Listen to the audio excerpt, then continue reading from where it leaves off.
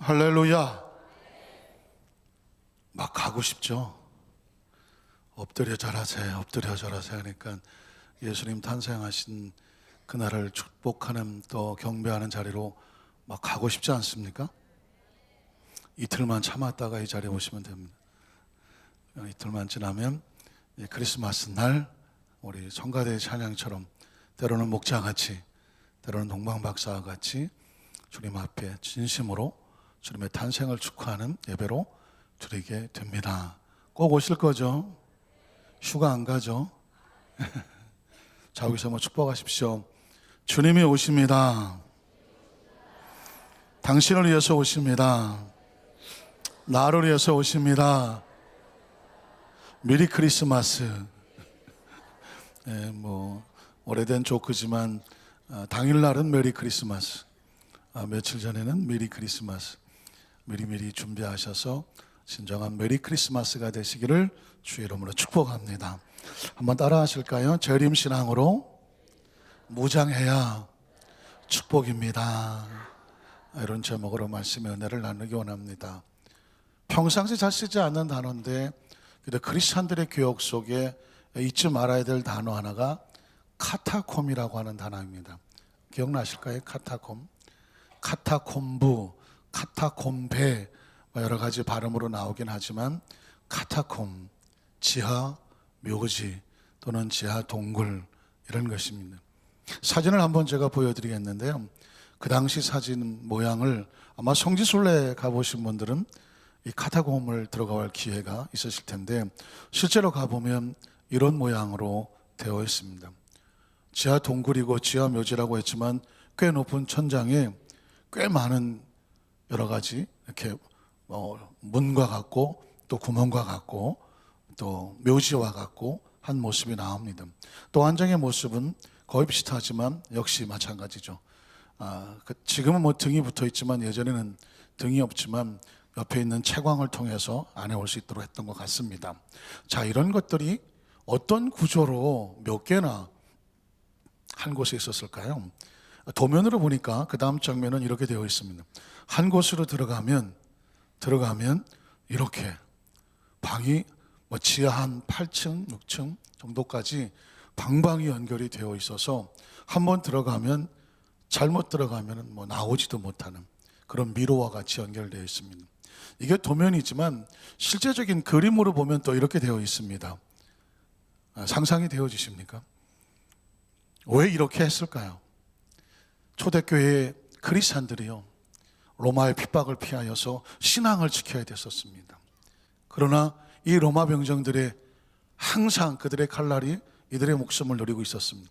때문에 저 산으로 노예진 곳으로 언덕으로 피신을 가고 마침 지질조로 이 땅의 성질이 좀 더 구멍을 잘 팔 수 있는 마침 그런 곳에서 지하로 땅을 파들어가기 시작을 했습니다. 지하 제가 아까 7층, 8층이라고 말씀을 드렸는데 TV에서 카타콤을 화면으로 보여주는 장면을 제가 보게 됐는데 깜짝 놀랐습니다. 어쩌면 이게 정교하게 지하 한 8층까지 파내려갔고 중간중간에 혹시라도 로마의 병정이 그 안에 따라 들어오면 그걸 막아버릴 수 있는 장치같이 돼버렸습니다. 이 문을 막아버리고 다른 문으로 탈출을 하는, 신앙을 지키기 위해서, 예수가 그리스도인이라는 신앙의 고백을 지키기 위해서 그들은 목숨을 걸고 저 지하 동굴에서, 어떤 분은 저 속에서 수명을 다하고 시신을 거기다 묻기도 했습니다. 그러면서 그는 그리스도의 부활을 꿈에 꾸는 것처럼 자신의 부활을 기다리며, 또 그들은 늘 그 상황 가운데도 결코 기쁨과 소망을 잃지 않았는데, 왜냐하면 그들의 신앙의 고백은 이런 인사가 있었기 때문입니다. 그들은 서로 만나면 이렇게 인사했습니다. 기억하실까요? 한번 따라 하실까요? 마라나타는, 마라나타 들어보셨죠? 마라나타, 주님 오십니다. 그러면 아멘, 주 예수여 어서 오시옵소서 라고 하면서 그들은 그 힘들고 어려운 지하 동굴에서도 결코 절망하고 좌절하지 아니하고 주님이 오심을 기다리면서 그 약속을 믿고 기쁨으로 신앙을 지켜냈다는 것입니다. 자, 여기서 한번 축복해 보십시오. 마라나타. 그럼 이렇게 인사하셔야죠. 주님이 곧 오십니다. 아멘. 주 예수여 오시옵소서. 제가 크리스마스를 앞에 두고 왜 재림신앙이란 말을 끄집어냈냐면, 바로 이 초대교회 성도들은 그 재림의 신앙, 주님이 오신다, 이 신앙의 고백이 있었기 때문에 그 위기 속에서도, 그 열악한 환경 속에서도 그들은 마치 천국에 사는 것처럼 신앙을 지켜낼 수가 있었기 때문입니다. 자, 이 재림신앙은 어디서부터 출발할까요? 먼저 첫 번째 생각할 것은 뭐냐면, 구약시대 성도들도 메시아가 오신다라고 하는 하나님의 약속을 믿고 역시 그들은 메시아를 기다리는 신앙으로 살았다는 것입니다. 창세기 3장 14절로 15절에 보면 하나님께서 메시아를 보내주시겠다고 하는 약속을 하셨습니다. 약속. 자, 창세기 3장 14절에 보면 야훼 하나님이 뱀에게 이르시되, 자, 내가 이렇게 하였으니 하와를 유혹해서 선악과를 따먹고 범죄하여 그들로 하여금 하나님의 축복을 잃어버리게 하였으니 이제 그가 받을 것은 심판이죠. 내가 모든 가축과 들의 모든 짐승보다 더욱 저주를 받아서 배로 다니고 살아있는 동안에 흙을 먹게 될 것이다. 이건 사탄이 받은, 사탄의 도구가 왔던 이 뱀이 심판을 받는 모습이고요, 사탄도 역시 심판을 받습니다. 그런데 15절에 보면 이런 말씀이 나옵니다. 내가 너로 여자와 원수가 되고.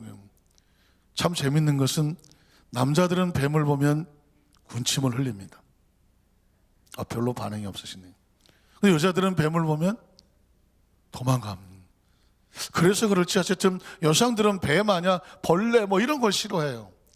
남자들은 뱀을 보면 한 건 해야지 하는 생각이 듭니다. 저도 몇 마리 먹어본 기억이 군대에서 민간인 되고 나서는 못 먹어봤고요. 군대 시절에는 산에 작업 나갔다가 뱀이 보이면 어떻게 합니까?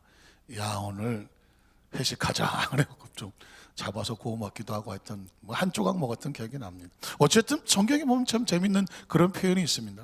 너로 여자 원수가 되게 하고 내 후손도 여자의 후손과 원수가 되게 한다는 말이 나옵니다. 이스라엘 백성들의 의식과 개념으로는 잘 이해가 안 되는 여자의 후손이라는 단어가 나옵니다. 보통 이스라엘 백성들은 인구를 쉴 때 남자만 쉽니다. 왜냐하면 아주 죄송하지만 오랜 시절 전에는 여자와 아이들은 사람 취급을 안 했습니다. 그래서 인구가 얼마냐 그러면 남자만 5천 명이다 이런 표현을 했습니다. 예수님 당시에 그 베세다 광야에서도 남자만 5천 명 이렇게 얘기하셨습니다. 부녀자까지 수천 명 이렇게 얘기가 나옵니다. 그러니 그 오래전에 보통 사람은 남자의 후손이라고 생각을 하거든요.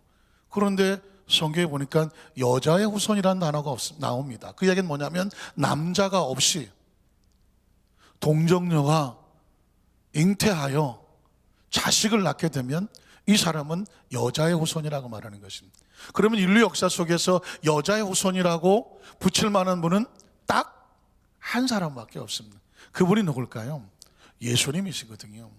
왜 예수님은 여자의 후손으로 오셔야 되는가? 그 이유는 뭐냐면 남자의 후손들은 전부 다 아담 이후로 아담의 범죄가, 그 죄가 계속 이어져나가는 원죄를 가지고 태어납니다. 그 이후에 조상들이 지은 죄를 가지고 태어납니다. 그래서 남자의 후손은 자신이 죄인이기 때문에 다른 사람의 죄를 대신 짊어질 수가 없습니다. 누군가의 죄를 짊어지려면 자신은 죄가 없어야 되거든요. 때문에 하나님께서 이 세상에 죄가 없는 인생은 없거든요. 하나님 자신이 죄 없으신 그분이 죄 있는 인간의 모양으로 오셔서, 그러나 그는 남자의 후손이 아닌 여자의 후손으로 이 땅에 오시는 것입니다. 예수님을, 메시아를 여자의 후손이라는 표현을 씁니다. 그 여자의 후손과 사탄은 뭐가 될까요? 원수가 될 수밖에 없죠. 그래서 가는 곳곳마다 예수님은 귀신을 쫓아내셨습니다. 그래서 귀신은 예수님 만나면 두려워하면서 왜 여기 왔느냐고 예수님한테 경계하는 모습을 보였습니다.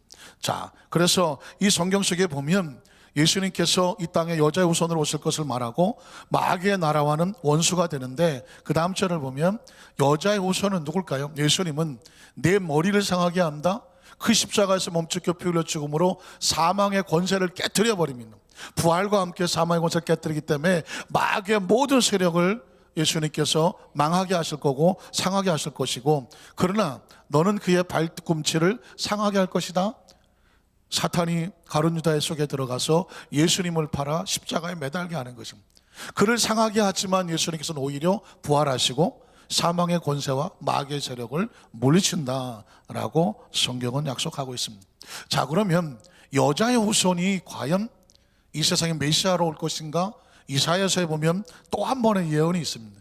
이사야 7장 14절에 보니까 그러므로 주께서 친히 징조를 너희에게 주실 것이라.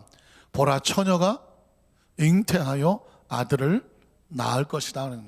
그의 이름을 임마누엘이라 하리름. 처녀가 잉태하여 아들을 낳는다. 이 이야기는 뭐냐면 여자의 후손이라는 의미를 가지고 있습니다. 그리고 예수님이 이 땅에 태어나셨을 때 예수님의 나심은 이러하다라고 말할 때 여자의 후손이라고 기록합니다. 마태복음 1장 18절로 25절에 보니까 예수 그리스도의 나심은 이러하니라. 그의 어머니 마리아가 요셉과 약혼을 했습니다. 약혼하고 그리고 동거하지를 않았습니다. 동거하기 전에 성령으로 잉태된 것이 나타났더니 아직 남자와 동침하지 않았는데 처녀가 잉태하여 임신을 하게 되었습니다. 얼마나 놀랐겠습니까? 그 다음 절에 보니까 그래서 그의 남편 요셉은 의로운 사람이라 이게 뭐가 잘못됐구나, 마리아를 보호하기 위해서 드러내지 아니하고 가만히 끊고자 하여 그랬습니다. 그럼 마리아는 어떻게 됐을까요? 여러분 기억하시는 것처럼 하나님의 사자가 나타나서 마리아에게 네가 임신하게 될 거다 하는 거예요.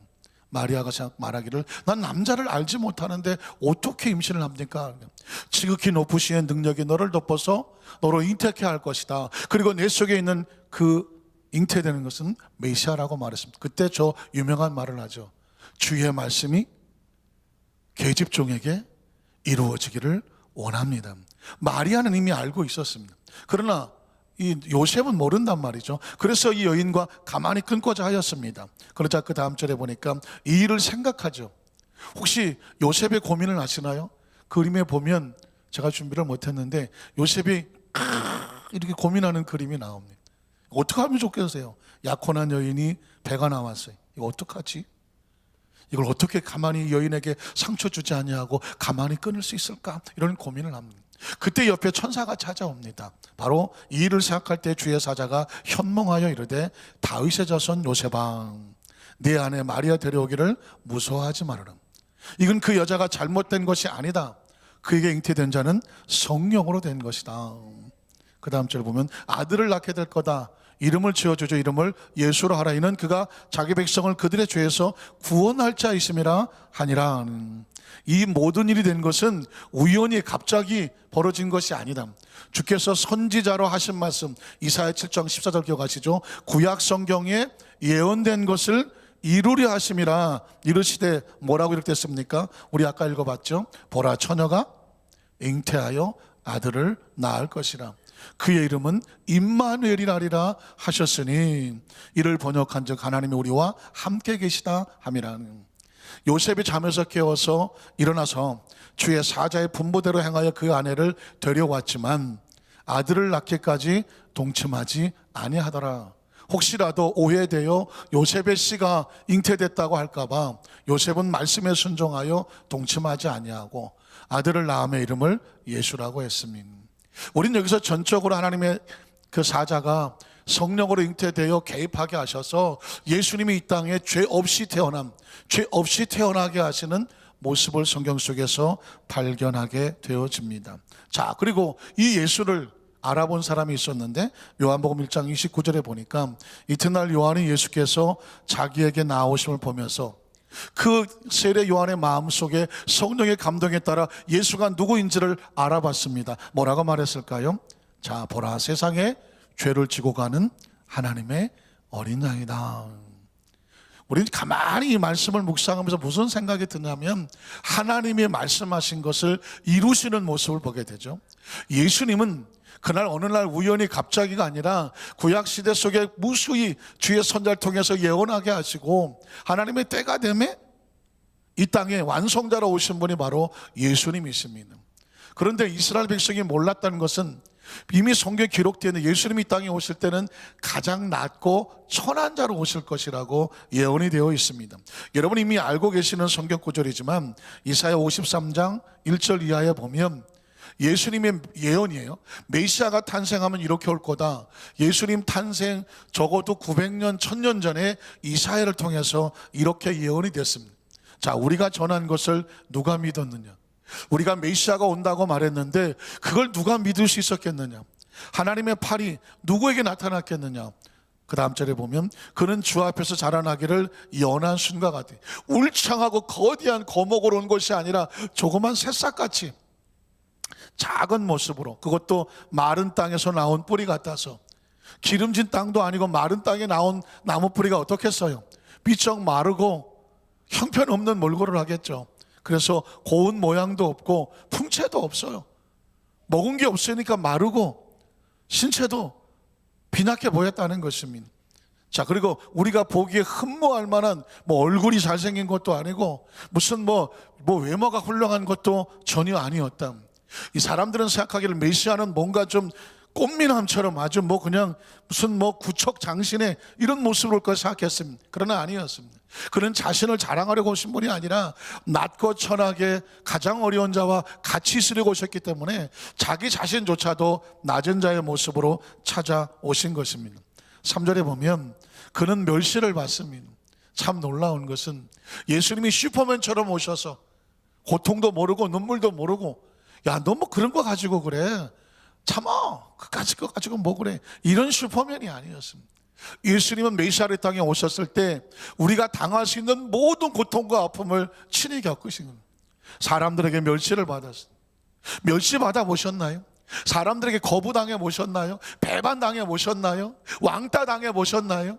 손가락 당해 보셨나요? 그건 당해보지 않은 사람은 이해가 안 되는 거죠. 그 처참함과 아픔의 상처를 주님이 친히 겪으셨습니다. 그런 멸시를 받아 사람들에게 버림도 받아봤으며 간난과 고통의 그 많은 어려움을 겪었으며 더 놀라운 것은 질병의 고통도 아신다는 거예요. 주님은 치료자로 우리에게 다가오시죠. 아파보지 않은 사람은 모릅니다. 그런데 그 아파본 사람은 그 사람의 아픔을 알기에 어떻게든지 빨리 그 사람의 질병에서부터 나오게 하길 원하는 거거든요. 그런데 메시아가 오신데 어떻게 하시냐? 그는 질병의 고통을 아시는 분이라고 말했습니다. 그 다음 절을 보면 마치 사람들이 그에게 얼굴을 가린 것 같이, 아유 저거, 사람들이 얼굴을 돌릴 정도로 아주 볼품없고 아주 초라하고 나약했다는 것입니다. 그리고 멸시도 당했다는 것입니다. 심지어 그 당시 사람들도 예수님을 귀히 여기지 않았다는 것입니다. 저런 모습이 저게 우리를 이끌고 갈 메시아가 되겠어? 사람들도 기대하지를 않았다는 것입니다. 그 다음 절을 보면 그는 실로 우리의 질고를 지고 우리의 슬픔을 당하였거늘, 뭐라고 사람들이 말했냐면 그는 징벌을 받아 하나님께 맞으면 지가 무슨 죄가 많아서 저러겠지, 고난을 당한다고 말했습니다. 그러나 메시아의 고난과 아픔은 진짜 의미는 여기 있습니다.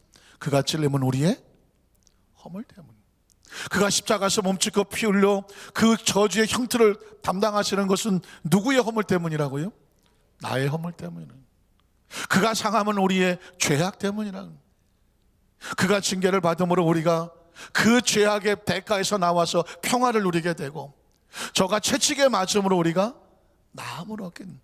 여기서 놀라운 것은 뭐냐면 완성형이라는 것입니다. 예수님이 채찍에 맞음으로, 그가 채찍을 맞을 때 너희가 나음을 얻는다고 말씀하고 있습니다.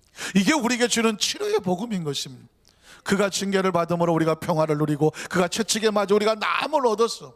그리고 6절에 보면 우리는 다 양 같아서 그릇 행하여 각기 제 길로 갔거늘 야훼께서는 우리가 대신 짊어져야 될 그 모든 죄악의 짐을 그에게 담당하셨다. 바로 예수님께서 우리의 죄를 대신 짊어지시는 제물이 되어 오셨다는 것입니다.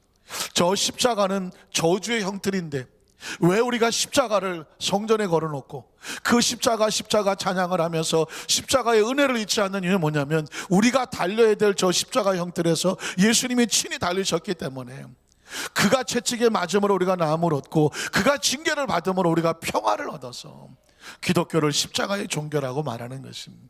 이 메시아가 오셔야 이게 이루어지기 때문에 구약시대 성도들은 늘 메시아를 기다리며 살았습니다.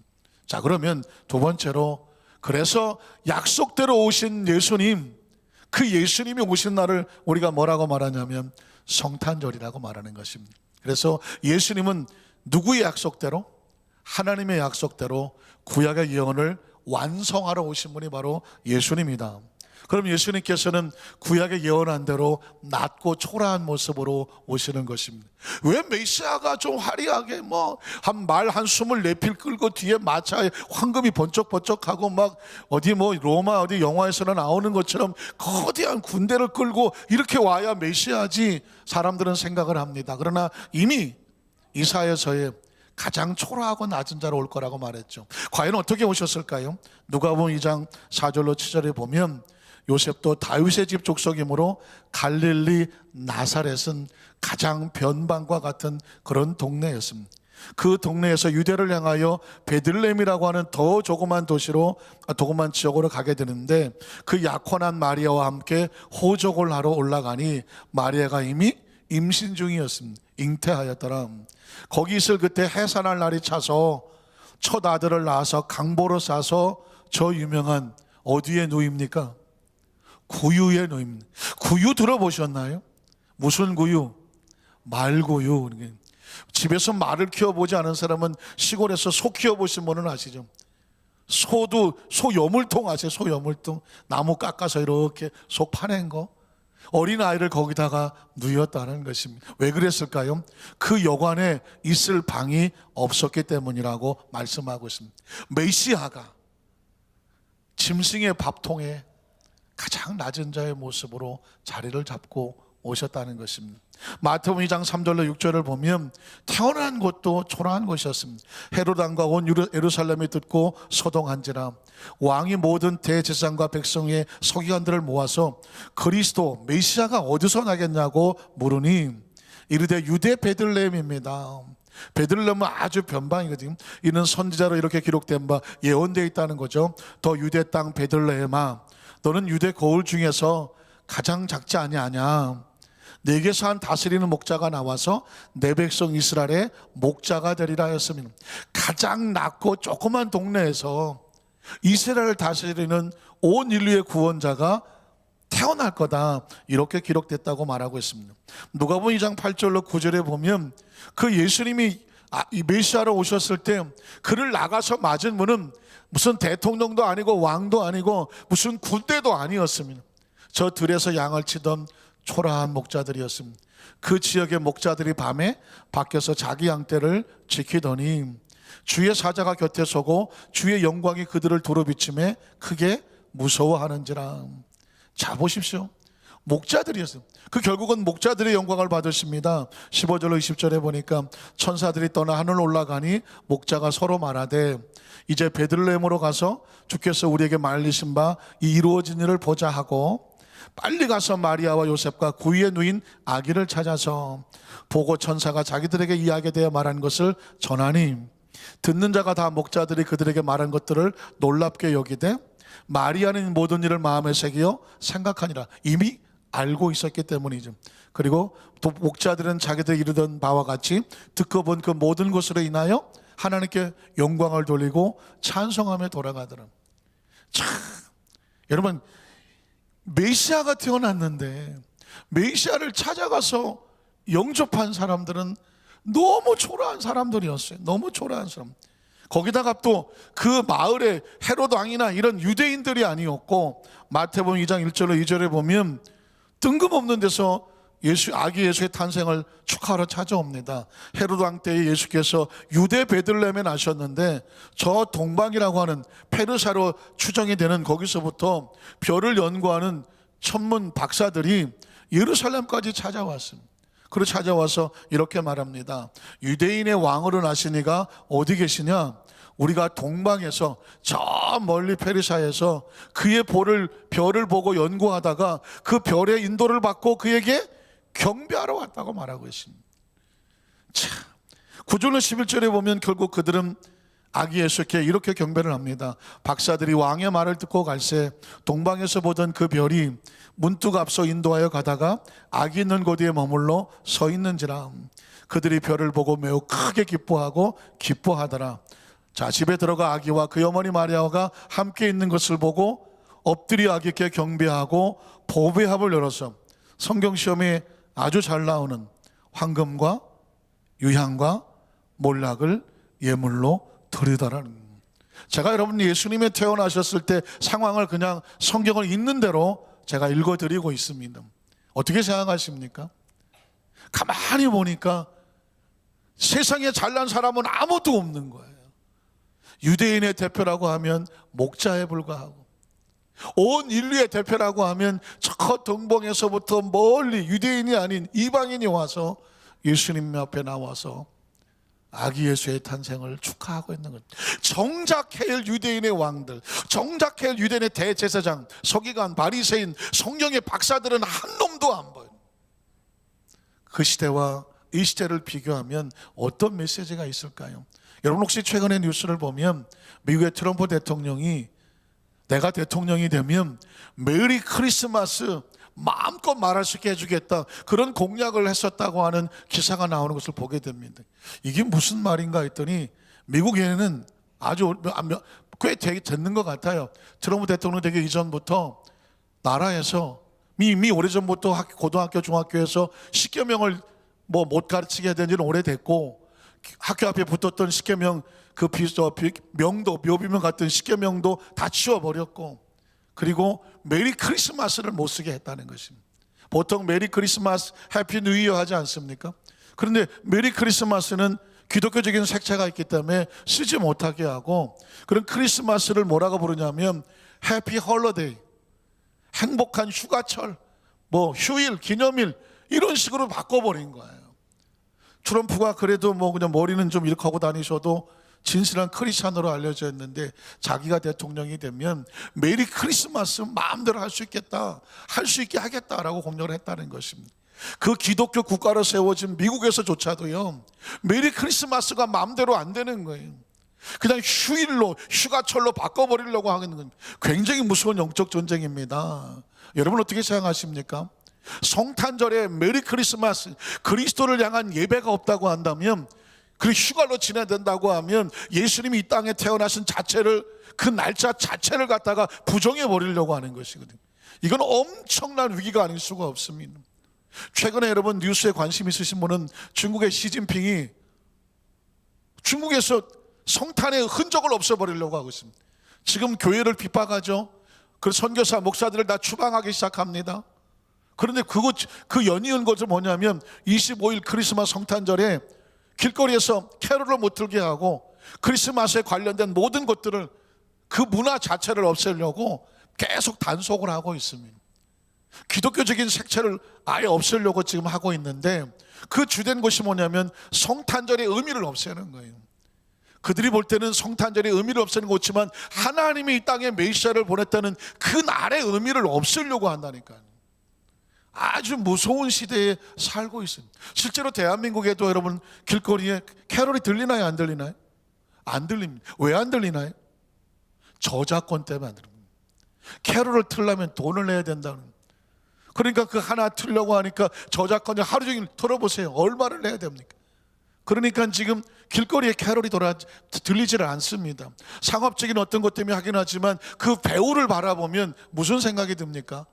크리스마스 주님이 오시는 이 의미 자체를 점점 말살시키려고 하는 아주 무서운 세력들이 보이지를 않습니까?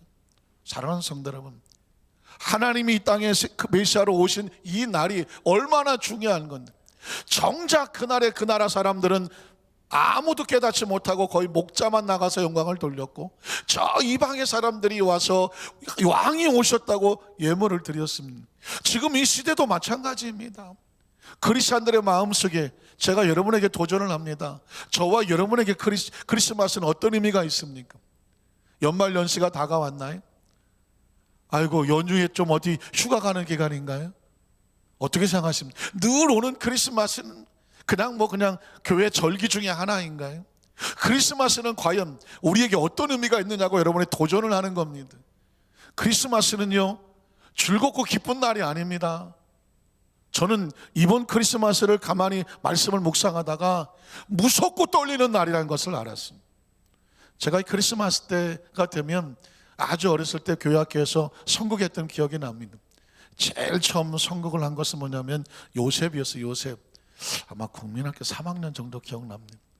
뭘 뒤집어 쓰고 뭐 수염 달고 뭐 커튼 같은 거 하나 있고 뭐 하나 이제 지팡이 들고 옆에 또 조그만 여학생 하나 뭐 하얀 거 뒤집어 씌워 갖고 마리아라고 있고 아기 인형 하나 이렇게 안고 있고. 요셉이 감사한 건 대사가 없어.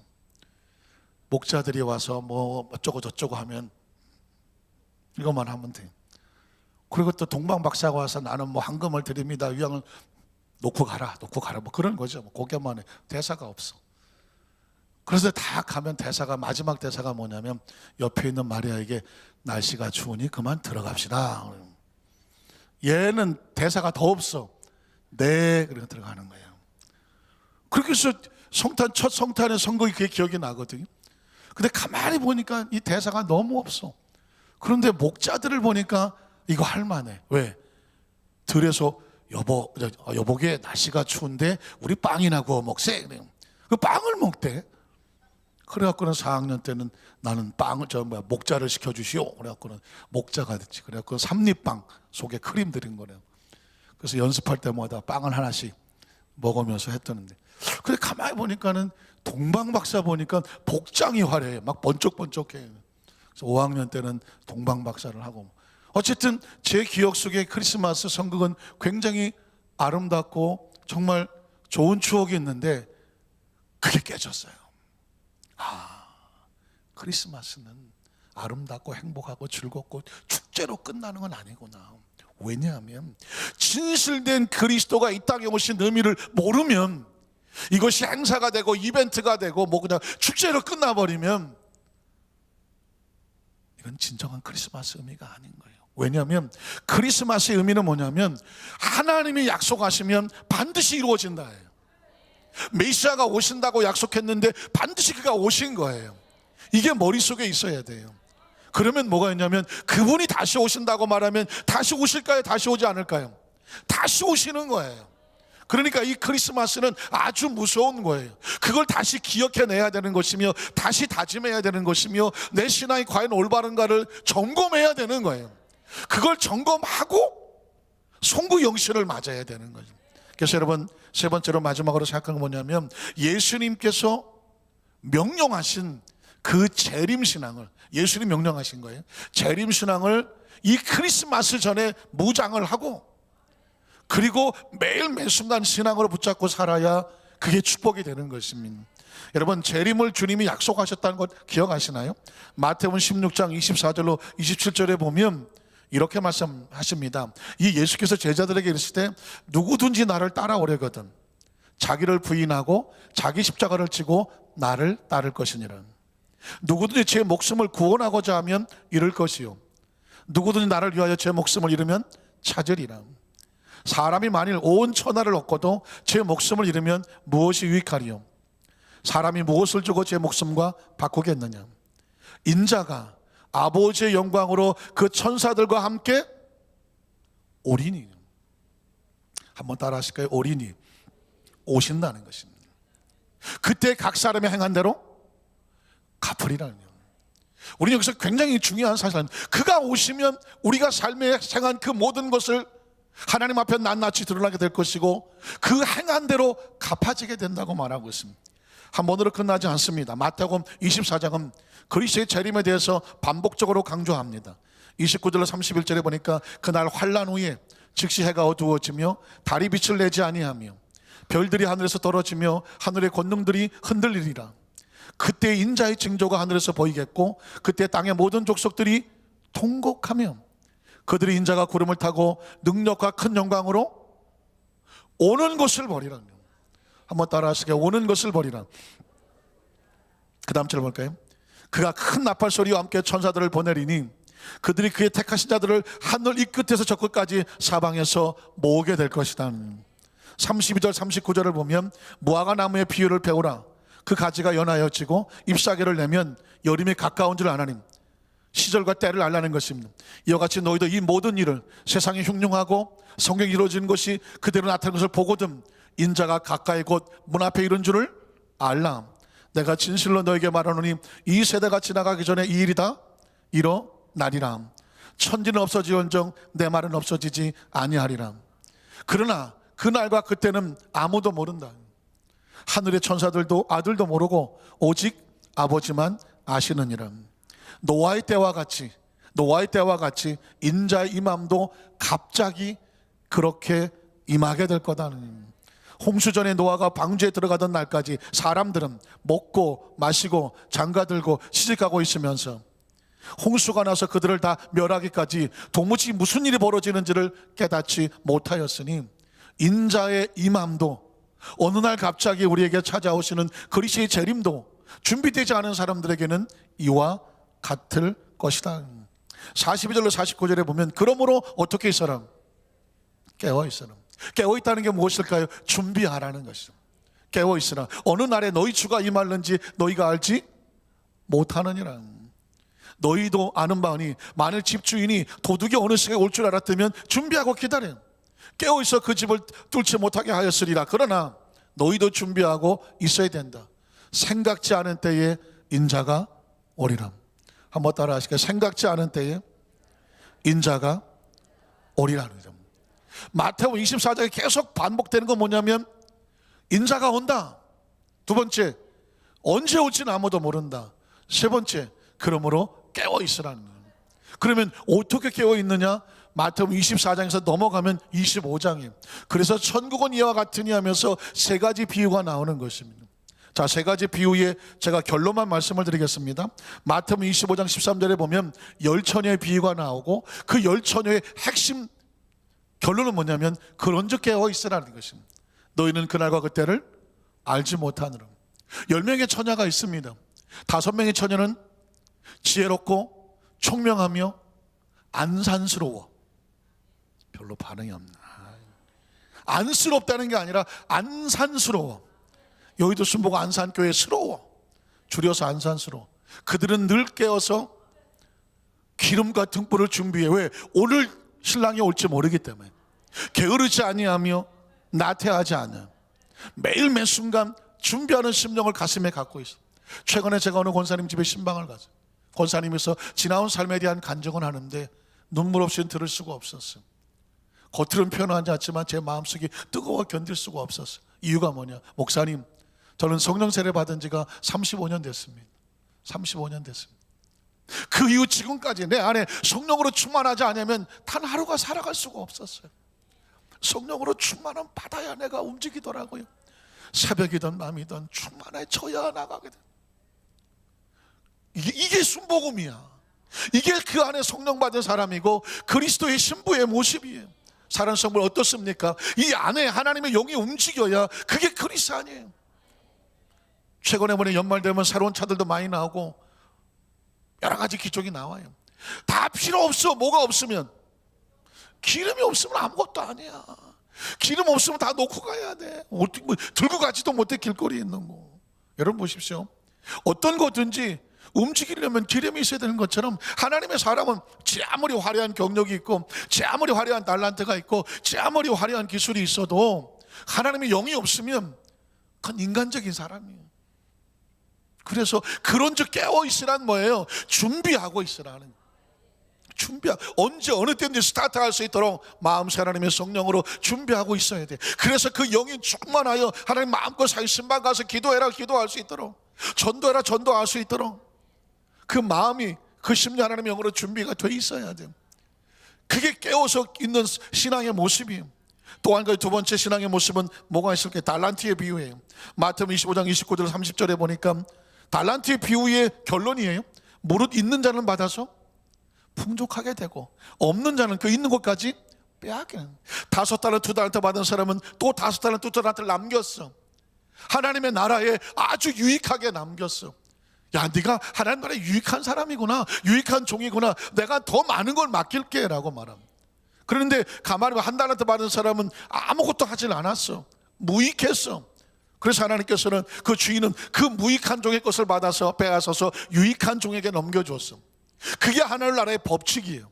그 다음 절 보면 그래서 하나님 주인은 이렇게 말해. 이 무익한 종을 바깥 어두운 데로 내어 쫓으라고 말해. 거기서 슬피 울며 이를 갈리라. 하나님께서 저와 여러분이 땅에 살아 숨쉬게 하는 것 모든 조건에 상관없음. 더 많을 수도 있고 적을 수도 있음. 그것 때문에 마음에 상처받을 이유 없어요. 이유는 뭐냐? 뭐 유익하면 돼. 비록 내가 부족해, 모자라, 할 줄 아는 게 청소밖에 없어. 그 청소가 하나님 나라에 쓰여진다면 유익한 거예요. 어떻게 생각하십니까? 내가 많이 있어, 그러나 그 하나님 나라에 전혀 유익하지 않아. 그러면 전혀 쓸모가 없는 거예요. 이제 이후에 저와 여러분의 신앙의 모습에 목적을 달리하세요. 아, 내가 어떻게 하면 살아 숨쉬는 동안에 하나님 앞에서 유익한 삶이 될까? 유익한 삶. 사람은요, 언제 어느 때 뭐 주님이 오시는 거 아니라 우리가 언제 올라갈지를 몰라. 최근에 안타까운 소식이 너무 많잖아요. 강릉에 어디 뭐 펜션에 학생들이 갔다가 정말 안타까운 사고를 당했잖아요. 진짜 그 부모들 보면 기가 막히죠. 또 비정기적으로 태아 발전선에서 김현균이 가는 고인이 됐지만, 이 젊은 친구가 뭐 벨트 그거 고치러 들어갔다가 그 내용 보고 볼 수가 없어서 괜히 봤어. 몸이 옆으로 잘라졌어. 이렇게 잘라졌어. 가슴 아래가 잘라졌다니까요. 벨트에 이게 매여갖고. 내 자식이 그렇게 죽었다고 그 엄마가 살겠어요? 그거 그 미치는 거예요. 그거.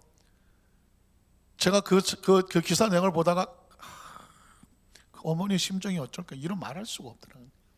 이 사실은요, 인간의 삶 가운데 어떤 일이 어떻게 벌어질지는 너무 뻔한 이야기 같지만은 그건 매일 벌어지는 상황이에요. 그래서 성경은 말하는 거예요. 그런즉 그날과 그 시는 아무도 몰라. 우리가 이 땅에 태어나서 주님이 먼저 오실지 우리가 먼저 올라갈지는 아무도 몰라. 그러니 그 원하는 건 뭐냐? 항상 깨워서 준비하여 하나님의 나라 유익한 사람이 되라는 거야. 유익한 사람이 되라. 그리고 마지막 세 번째, 양과 염소의 비유는 뭘까요? 44절과 46절에 보면 이렇게 기록해. 그들도 대답하여 이르되 주여, 우리가 어느 때에 주께서 줄이신 것이나 목마르신 것이나 나그네 되신 것이나 헐벗으신 것이나 병드신 것이나 옥에 갇힌 걸 보고 공양하지 않았습니까? 우리가 언제 주님 대접 안 했습니까? 라고 따지듯 물었습니다. 이에 임금이 대답하여 이르시되 내가 진실로 너희에게 이르노니 이 지극히 작은 자 하나, 한번 따라 하실까요? 이 지극히 작은 자 하나, 평생 머릿속에 잊지 말아야 돼.